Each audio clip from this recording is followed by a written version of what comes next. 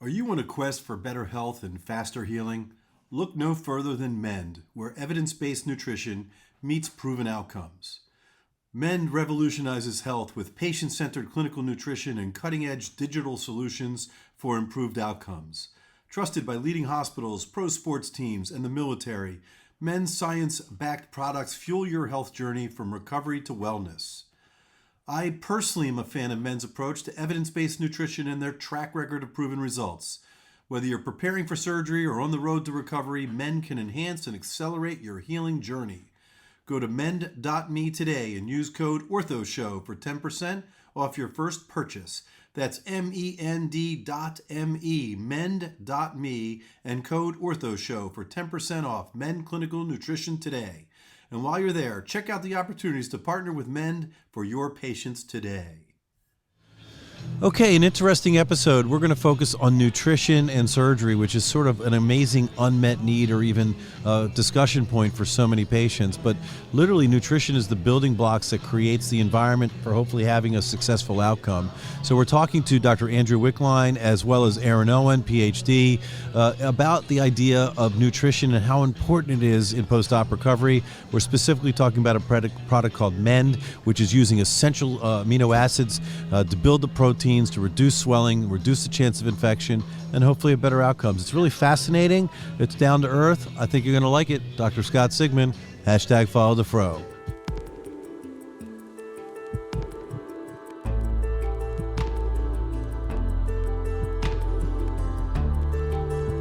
From Medical Media, this is The Ortho Show.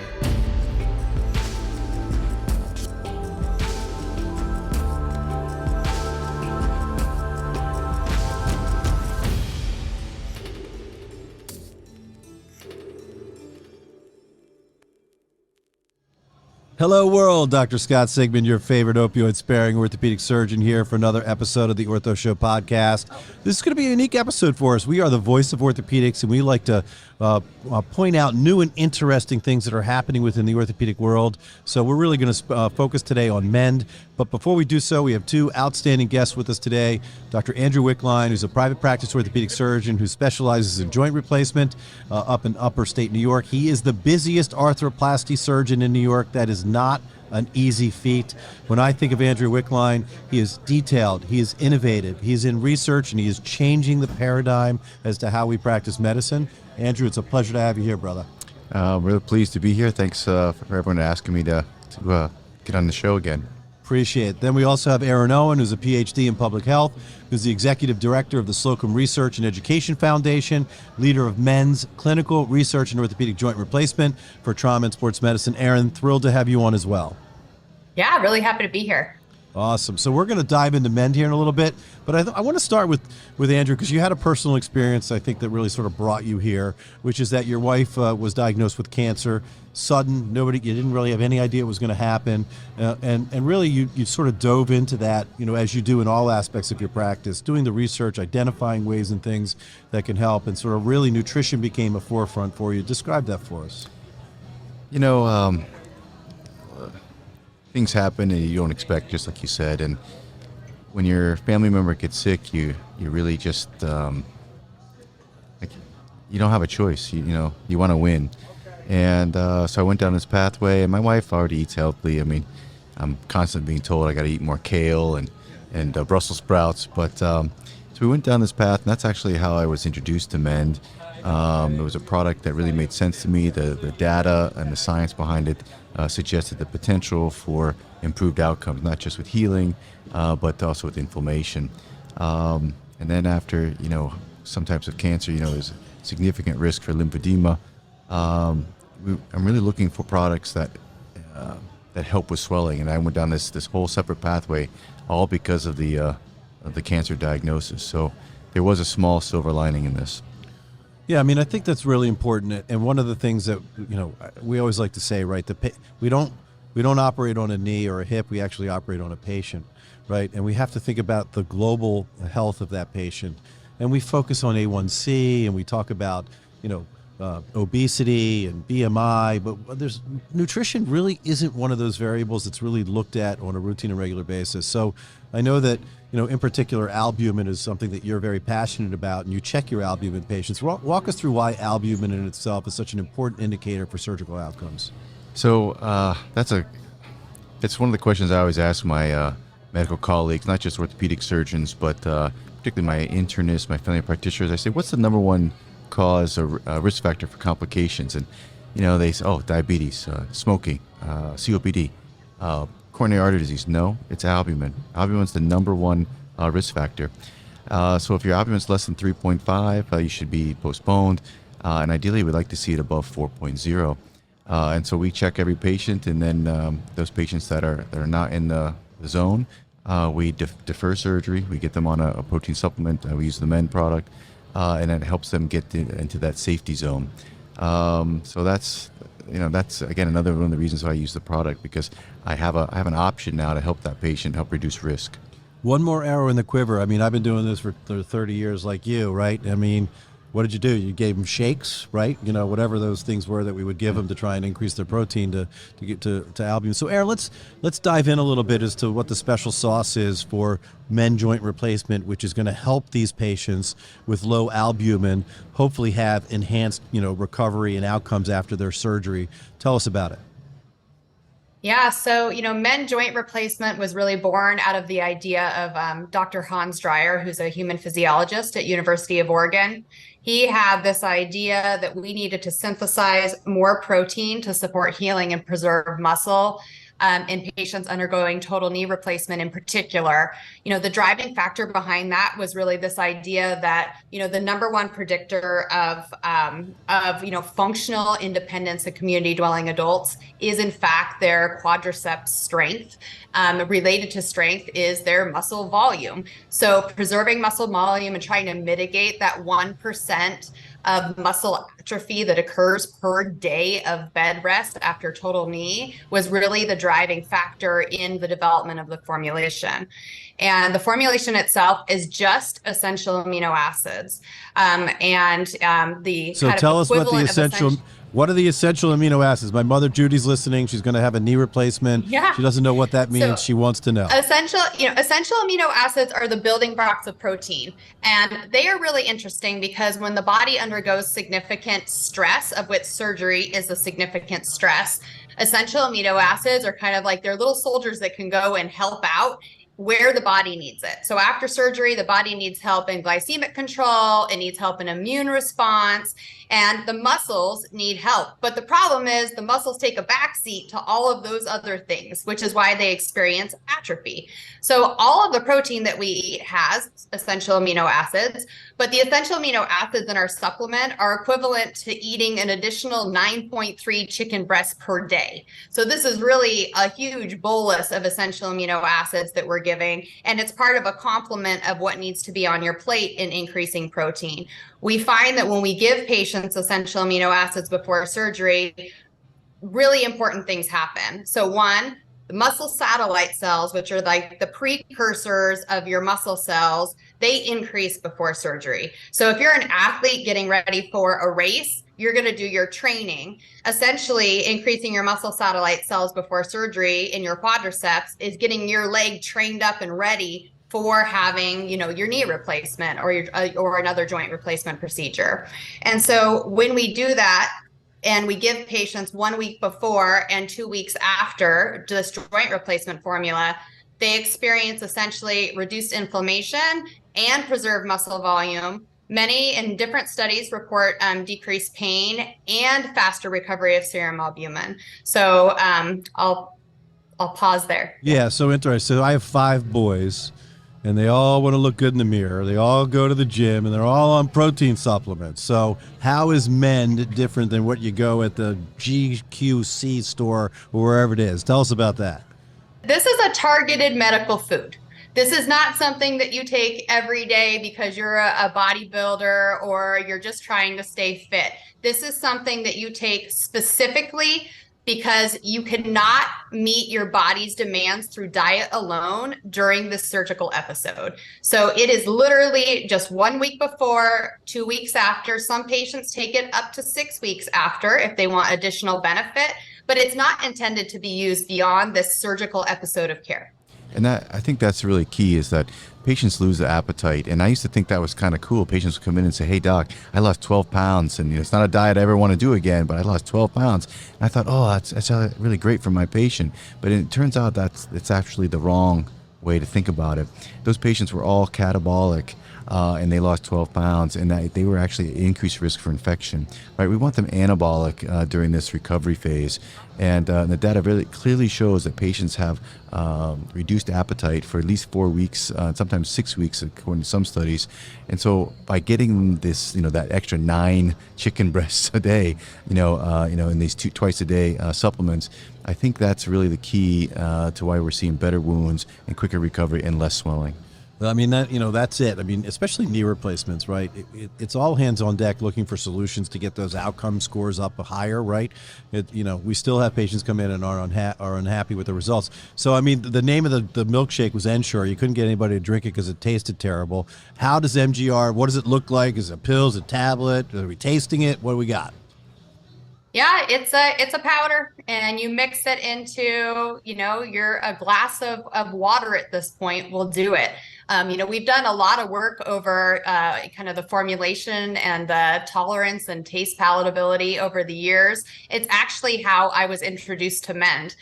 We were running a NIH R01 trial out of the Slocum Center for Orthopedics and Sports Medicine with Doctors Brian Jewett, Steve Shaw, Craig Moeller, and Brick Lance, all joint surgeons here in Eugene, Oregon. And, it was hard for patients to swallow raw amino acids, unflavored. Yeah, that's not going to work, right?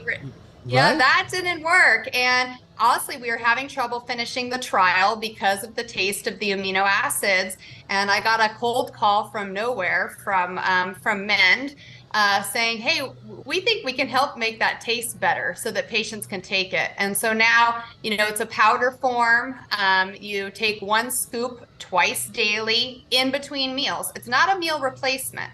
And as Dr. Wickline was saying, we know that joint surgery patients, eat on average less than, 0.6 grams per kilogram per day after surgery. What does that mean, right? So they're supposed to essentially be eating in a normal diet of an adult, should eat around 63 grams per day if they're 175 pounds, right?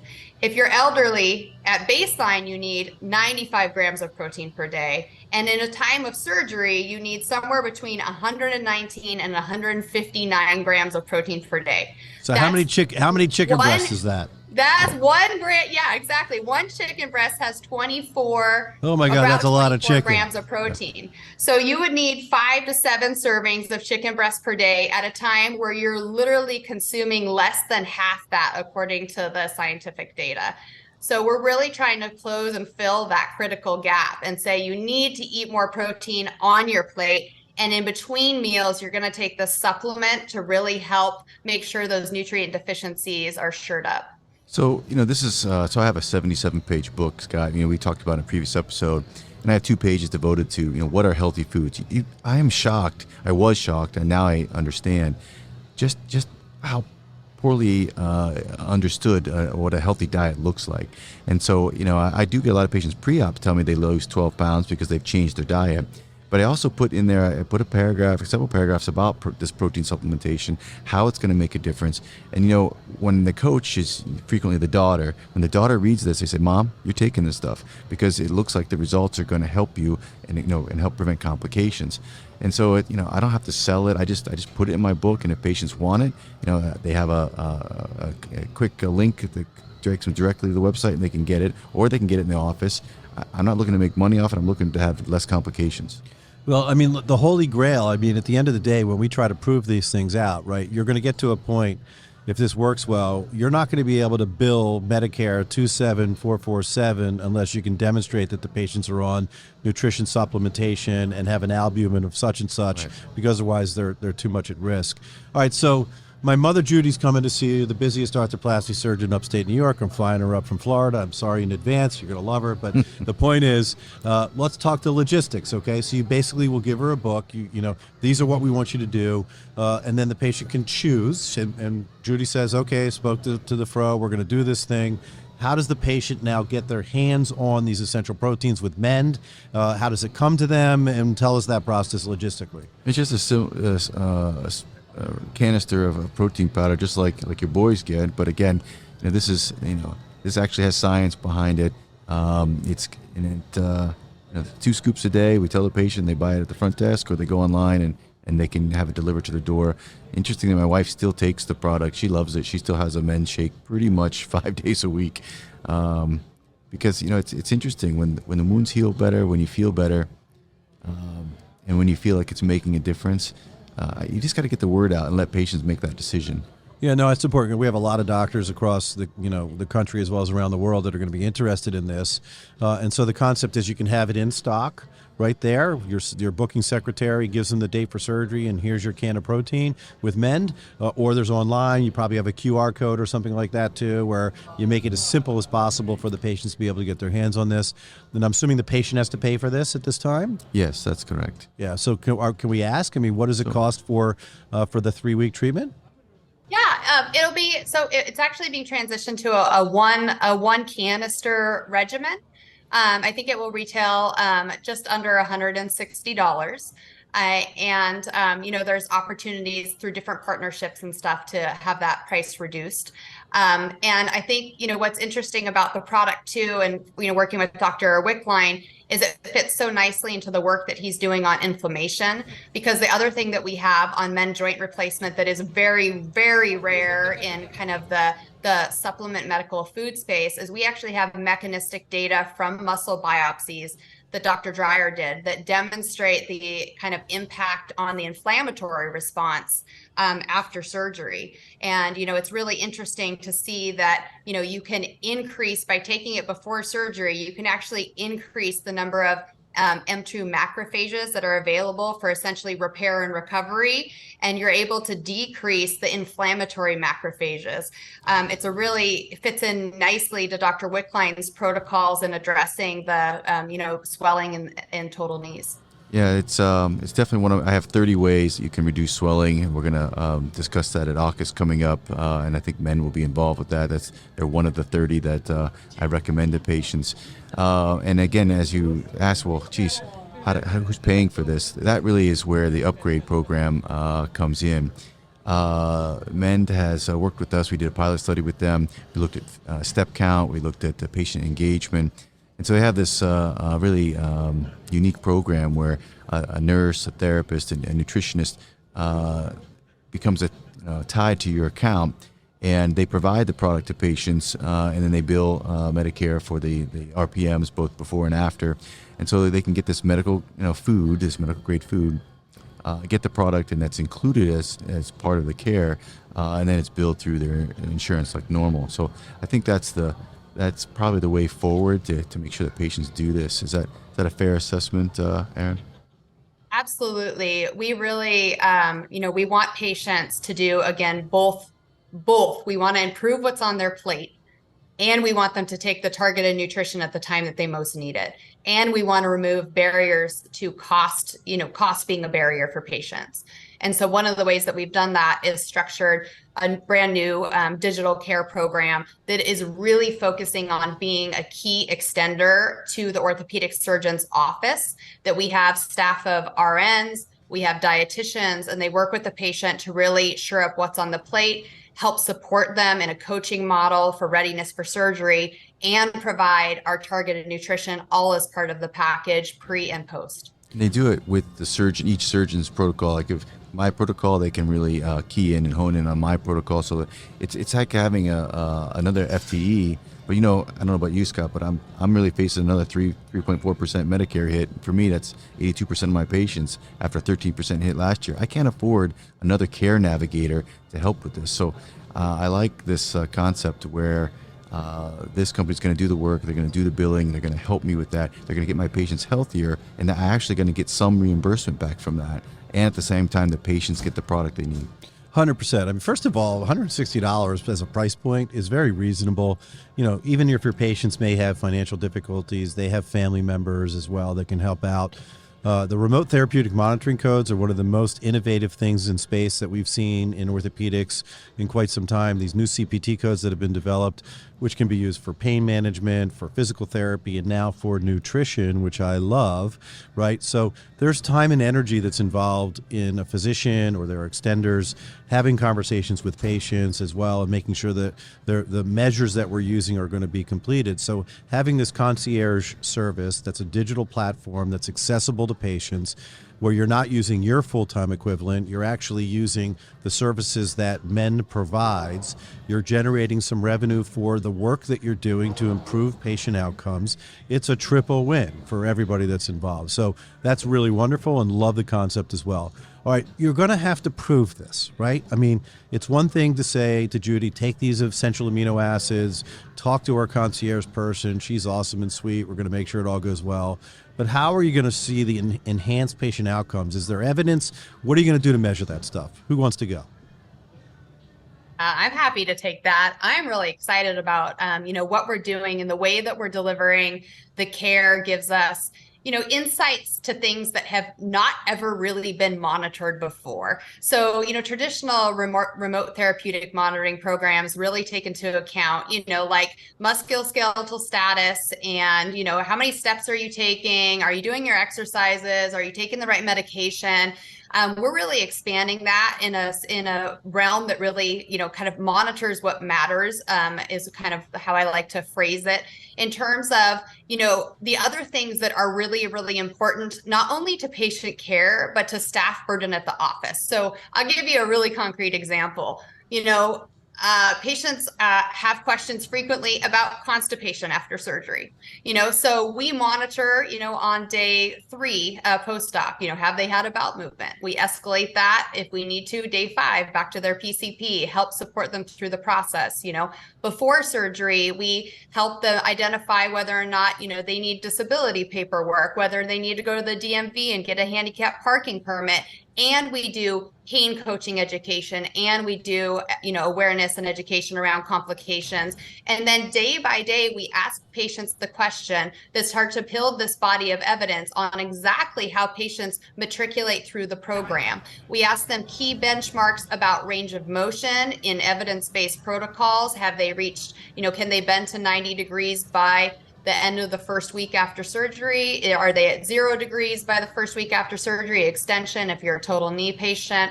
We're using validated patient-reported outcomes. And then for our goals around nutrition and physical activity, we're comparing ourselves to the National Health Interview Survey and trying to move the dial on some of those key benchmarks as well. Awesome. Are we going to see your name on a paper here, Andrew? What do you got? Well, as you know, we do a lot in bioimpedance assessment, and I'm looking at some microwave assessments as well with different technology. So the goal is to add this as part of the protocol. The goal is to really have a multi-center study, and I've got a sheet that I want multiple surgeons to use. Check off here all the things that they did to control swelling, and then let's measure the swelling. Because I think at the end of the day, once surgeons, this is an objective measure. It's not pain scores. It's not how many opioids that you convince your patients not to take. It's objective. You put the electrodes on, and that's the number. And so if we can get a better number and get a grade, I can tell you if I have a C, I want to know who the A surgeon is. I'm going to go out and visit that surgeon. All right, so basically you're going to be able to measure the swelling as well as muscle mass or strength as well? So muscle mass, we've already proven that. Not me, but the Chit Ranawat Award in, I think it was 2020, showed that using essential amino acid supplementation versus placebo, there was no muscle loss post-op for the first 4 weeks post-op. No muscle loss. And so that's where, it fits in nicely with my protocol, which is I don't want to torture that leg with aggressive therapy in the beginning, right? No one does jumping jacks for 90 minutes the day after spraining their ankle. So why are we doing that to total knees, right? So I've been on the fringe. Everyone thought I was kind of crazy. But now when we start looking at the data and you look at, I'm getting 117 degrees of motion at week 2 with no swelling at week 2. That I have the new study that's coming out. We're submitting on Friday. The regression analysis is very clear now. I've got data that finally proves that as swelling increases, opioid use increases, pain increases, assisted device use increase, range of motion decreases. Yeah, I mean, we can't work any harder, so we have to work smarter. Reimbursement's going down every day. So identifying processes like this, where it's not just a product, this is what I think I'm really excited about for you guys, is that you're providing the backdrop to make the product work for the patient as well. That digital aspect of interacting with the patient to provide them the education that they need to get them through this. And then at the end of the day, we got to prove this, right? You can't just say I'm the cool guy and I drive an awesome car down the track, which you do. But, you know, you need to be able to prove that your outcomes are better, that your patients are happier, there's less swelling, there's faster recovery. So I think this is truly innovative space for sure. And it's not a bot. And I just want to add too that a key differentiator is we are still a human first platform. Not a bot. So our patients speak to registered nurses that have advanced, kind of like years and years of experience in this space. They speak to registered dietitians. They're supported by technology, not driven by the technology. It's really a key differentiator. And, patients, they need to know more and more that someone has their back. And now in the medical system, honestly, it's really hard to feel like anyone has your back a lot of the time. Patients feel like they're not well supported. They have to do a lot of transactions to get one thing accomplished. And we're really trying to make sure that we provide a different level of experience where patients can actually come back to their surgeon and say, yeah, all my questions were answered. I was able to get a response by text message quickly from a real person.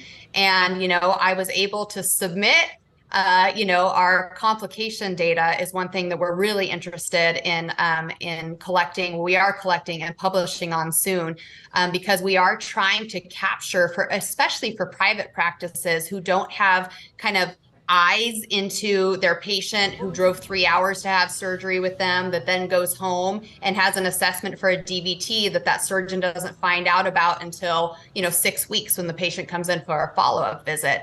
We are collecting those data proactively and able to serve them back more in real time and trying to make sure that we can really drill down to what true complication rates are. All right, so we have a lot of listeners that are orthopedic surgeons. We have a lot of lay people that are listening as well. Where do people find Mend? Where can the doctors find you? How are the patients going to find out more information? Let's make sure that we know that. We're going to make sure it's in the notes as well. Mend is www.mend.me is our website. And that was probably the easiest place to find our products. Products are often available through physicians' offices as well, so you can talk to your physician about your interest in Mend. Give us some key opinion leaders across the country that you guys are helping and believe in the product. We've got, I believe, Michael Sook's interested out of Geisinger.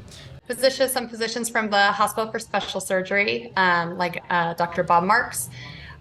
We've got Dr. Sook is from Geisinger, and Geisinger has actually implemented the Mend protocol for both our joint replacement and our repair and recover product as part of kind of their standard of care. So patients, it's a fully integrated protocol. And, I think that we have some great support from Dr. Zev Kane, who is in the perioperative medicine space and is obviously part of orthopedic value-based care initiative. And, Dr. Jacobs there's also, yeah. All great Ortho Show alumni, I might add. So yes, we're all very well aware of these individuals and the great work that they're doing. Well, look, I mean, both Dr. Wickline and Erin, I want to thank you both for taking the time and the energy here to share what really seems to be one of the most important aspects of post-surgical management that is not being discussed enough. So we're thrilled to be able to share it across our network. Andrew, a few parting words before we go. A patient signs up for surgery at 6 weeks. They have at least 3 months of recovery. You put that into hours, that's 3,024 hours.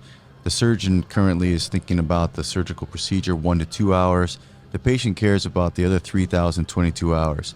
And I think that's where Mend and Upgrade can come in and really help focus on what matters to the patient, the other 3,000 plus hours. Well said. Erin? Just nutrition is the biggest unmet, modifiable risk factor in medicine broadly, but in particular for patients who have elective procedures. We've just got to do better. The evidence, not just for Mend joint replacement, but for nutritional optimization protocols broadly, is deep and broad. So there's definitely no question about whether or not optimizing for nutrition impacts outcomes from surgical site infections to readmissions to potentially preventable, emergency department visits, et cetera. So we've got to do better broadly on nutrition in orthopedics. Well said. I can't thank you both enough for this very important message. This is Dr. Scott Sigman, #FollowTheFro, host of The Ortho Show. Till next time.